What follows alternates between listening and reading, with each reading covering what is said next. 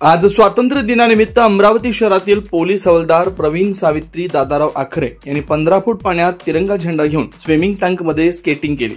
यावेळी पोलीस आयुक्त अरविंद चावरिया यांच्या मार्गदर्शनात पोलीस जलतरण केंद्र इथं पाण्याच्या आत विदाऊट ऑक्सिजन तिरंगा ध्वज घेऊन स्केटिंग केलं। यांच्यामध्ये शहरामध्ये सर्वत्र कौतुक होत आहे।